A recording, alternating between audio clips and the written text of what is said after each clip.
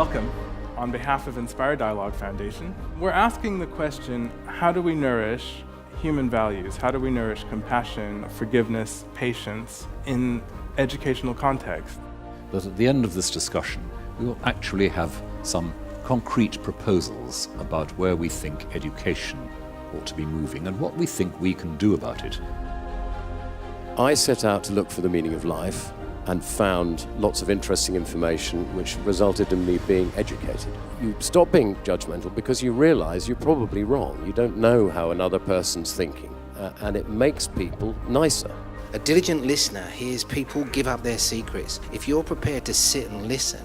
Are we here today to criticize? Or are we here today to try to imagine something different? A vision of education, a form of education that focused on education for human solidarity, that had that as its prime focus. What's the public and human cost of not changing?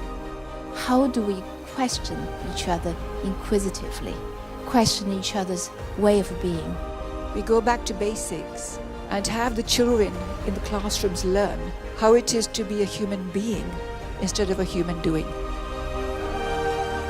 It's amazing for people to see the different ideas and concepts that they have for progress.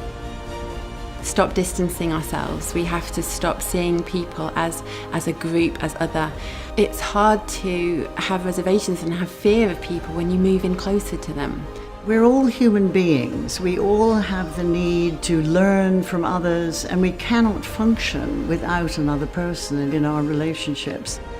As much as you may, or I may have an opinion about somebody, it's to suspend that as much as possible, to seek to understand the person. The most important thing that stood out for me today is the way in which competition, particularly as part of consumerism, can stifle our natural tendency to help each other, to cooperate with each other. Whilst respecting that we are all different and unique, we should also take into account that we're a collective as well. And as individuals, I don't think we will ever make things happen, but as a collective force, we can make things happen.